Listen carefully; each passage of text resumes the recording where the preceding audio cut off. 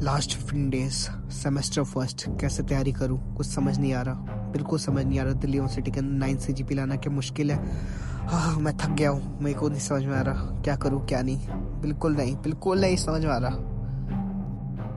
Hello guys, welcome to our new video. और आज की वीडियो बहुत ज्यादा इंपॉर्टेंट होने वाली है दिल्ली यूनिवर्सिटी के पर्सपेक्टिव से। और ये वीडियो होने वाली है क्या 15 दिन या 10 दिन या भाई हम 2 दिन या 3 दिन भाई में क्या हम 9 CGP तक स्कोर कर सकते हैं भाई, कर सकते हैं क्या। सबसे पहले मैं ये चीज बता दूं कि 9 CGP, ठीक है, 9 CGP किसके लिए जरूरी होते हैं भाई? जो इंटर्नशिप चाहता है, जो जॉब लाइन में जाना चाहता है, जो मेंटेन करना चाहता है भाई, उसको इंटर्नशिप मिल जाए, जिसको अपॉर्चुनिटी मिल जाए कॉलेज से ही और उसको अलग अलग लाइन में जाने के लिए अपॉर्चुनिटी मिल जाए, उसके लिए सबसे ज्यादा इंपॉर्टेंट क्या होता है? उसके लिए CGP सबसे ज्यादा इंपॉर्टेंट होती है। और बता दूं, ये बच्चे रेगुलर भी जाते हैं, ठीक है, ये बच्चे रेगुलर भी जाते हैं। और एक बच्चे होते हैं जो भाई सिर्फ पढ़ते हैं पास होने के लिए, कि भाई हम तो पास होने के लिए पढ़ रहे हैं, हमें सिर्फ डिग्री चाहिए यूनिवर्सिटी की, हमें ज्यादा वो नहीं चाहिए। तो ये वीडियो उनके लिए जो चाहते हैं भाई कि हमारा 9 CGP आए। क्यों जरूरी है, मैं तुम्हें ये बता दें 9 CGP क्यों जरूरी है। अब हम बात करते हैं क्या पॉसिबल है दिल्ली यूनिवर्सिटी में, क्या एग्जाम के पर्सपेक्टिव से हम 9 CGP ला सकते हैं और कोई मेथड नहीं है भाई। क्या हम एग्जाम में टॉप करेंगे तो भी 9 CGP आएगी? तो मैं उसकी ओर बात करते हैं।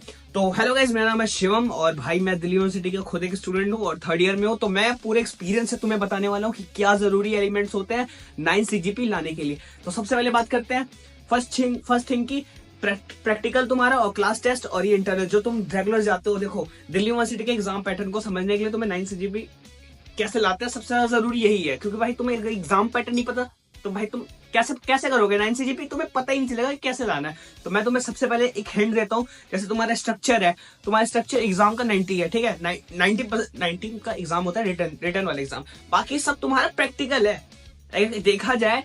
देखा जाए मतलब ऑन द क्लास बेसिस देखा जाए तो एक बड़ा नंबर है जो इक्वल टू थ्योरी के है। अगर तुम उसमें अच्छा स्कोर कर दो, वाह, वेल एंड गुड भाई। तुम तो 50% ऐसे क्रॉस कर लिया तुमने, 50% मार्क्स तो तुमने ऐसे 40 या ऐसे कर लिया।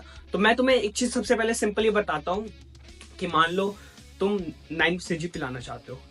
सबसे पहले अपने असाइनमेंट, अपने सब कुछ क्लियर रखो। जैसे असाइनमेंट है, क्लास टेस्ट है, ठीक है, क्लास टेस्ट है, इन सब में तुम्हें अच्छे मार्क्स लाने ही पड़ेंगे। अगर तुम इनमें अच्छे मार्क्स नहीं लाओगे तो तुम्हारा एक मेन सेगमेंट तुम्हारे पीछे हट जाएगा कि भाई तुम अब कैसे लाओगे, ठीक है। अब मान लो कि जैसे मैं खुद एक स्टूडेंट हूँ, ठीक है, मैं खुद एक स्टूडेंट हूँ अभी भी, ठीक है, 5th सेमेस्टर में। तो मैं तुम्हें बताता हूँ कि भाई मेरे लिए क्या जरूरी है। देखो, मेरे लिए एग्जाम में बैठना और एक अच्छा CGP लाना, ये नहीं कि पास होना है, एक अच्छी CGP लाना मेरे लिए मैंडेटरी है कि भाई मैं इतना लाऊंगा ही लाऊंगा।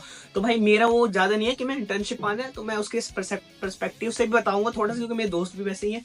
और मैं वैसे ही बताऊंगा कि अगर तुम्हें नहीं लाना तो तुम कैसे ला सकते हो। सबसे पहले तुम्हें अपने इंटरनल असेसमेंट, अपने क्लास टेस्ट, अपने टीचर के सामने वैल्यू अच्छी बनानी पड़ेगी, क्योंकि टीचर ही 70% असेसमेंट का मार्क्स देता है। और बहुत सारे बच्चे बोलेंगे भैया हमने ना बेसिकली क्या किया कि हमने ना एग्जाम से पहले जो प्रैक्टिकल असाइनमेंट होते हैं वो हमने सबमिट ही नहीं करे।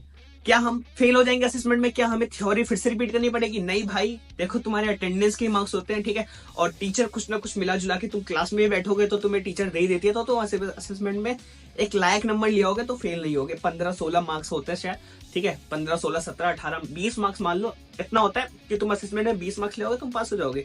और अगर 9 CGP की बात करो भाई, देखो तुम्हें अच्छे आंसर्स लिखने पड़ेंगे, एनालाइज करके तुम्हें पैटर्न समझना पड़ेगा और कैसे तुम्हें मेहनत करनी है एग्जाम से पहले वो भी समझना पड़ेगा कि क्या क्या चीजें पैटर्न फॉलो करेंगे। सबसे पहले भाई तुम्हें 9 CGP लानी है तो तुम्हें हर सेमेस्टर में फाइनल तक तुम्हें मेहनत करनी पड़ेगी बैठ के, कि भाई मुझे ये नहीं कि तुमने इस सेमेस्टर में मेहनत करी, दूसरे सेमेस्टर में तुमने छोड़ दिया कि भाई अब तो होगी मेरी मेहनत। नहीं, ऐसा नहीं होगा भाई, तुम्हें मेहनत करनी पड़ेगी। ये वही चीज है कि भाई जब तक तुम मेहनत छोड़ दोगे ना तो भाई कुछ नहीं मिलेगा तुम्हें। अगर तुमने मान लो मेहनत छोड़ दी कि भाई मैं मतलब फर्स्ट सेमेस्टर में मेहनत कर लेता हूँ, दूसरे सेमेस्टर में, या बंदी की तरह नहीं है भाई कि पहले पटाने में मेहनत है उसके बाद मेहनत नहीं है। इधर हमेशा मेहनत लगेगी, ठीक है, इधर हमेशा मेहनत लगेगी, हमेशा तुम्हें एफर्ट्स डालने पड़ेंगे हर सेमेस्टर एग्जाम में और तुम्हें क्लियर करना पड़ेगा विद क्लीन चिट, ठीक है। अगर तुम हर सेमेस्टर में 75 to 80% स्कोर करते हो, 70 to 85, लास्ट में तुम्हारी 9 CGP आई जाएगी, ठीक है। अगर तुम 75 to 80 हर सेमेस्टर में मेंटेन करके रखते हो, भाई मेंटेनेंस भी तो पता चलनी चाहिए कि हमें कितना मेंटेन करना है। तो 75 या 80% अगर तुम मेंटेन कर लोगे तो तुम्हारे लास्ट में 9 CGP आ जाएगी। और 9 CGP ड्यू के अंदर बहुत ही इजिली बहुत सारे बच्चों के आ जाती है भाई। अगर तुम BA प्रोग्राम में हो तुम्हारे लिए सबसे ज्यादा इजी है 9 CGP स्कोर करना, ठीक है। क्योंकि भाई देखो सब कुछ उसमें होता है, बहुत इजी है। मैं सच्ची बता रहा हूँ, मेरे दोस्त है भाई जो कि हर सेमेस्टर में 8 CGP लेके आता है, ठीक है। मेरा पर्सनल दोस्त है भाई, मैं उनसे देखो फोटो भी लगी है भाई, ठीक है, फोटो भी लगी है। तो वो समझ लो भाई वो 9 CGP ला रहा है भाई, 8 CGP ला रहा है। तो वही वाली बात है, अगर तुम मेंटेन करोगे तो उसकी 9 CGP बन जाएगी भाई। उसको पता है कि भाई मुझे इधर जाना है, तो वो मेहनत कर रहा है। तो तुम भी मेहनत करोगे तो तुम हो जाएगा। एग्जाम पैटर्न बहुत जरूरी है समझना। मैंने एक बार फिर से तुम्हें समझा देता हूँ समराइज करके। देखो अपना एग्जाम पैटर्न समझो, अपने आंसर राइटिंग समझो, अपने क्लास टेस्ट, अपने असाइनमेंट ये रेगुलर टाइम पे दो, रेगुलरली। और टीचर के सामने इमेज अच्छी बना के रहो कि टीचर के हाथ में ही मार्क्स होता है। तुम अपने प्रेजेंटेशन दो, सब कुछ दो। प्रेजेंटेशन जो भी क्लास में बोला जा रहा है कि तुम अपने प्रेजेंटेशन सबमिट करो, ईमेल पे दो, ईमेल पे फाइल बनाओ, कुछ भी बनाओ, सब कुछ सबमिट करो।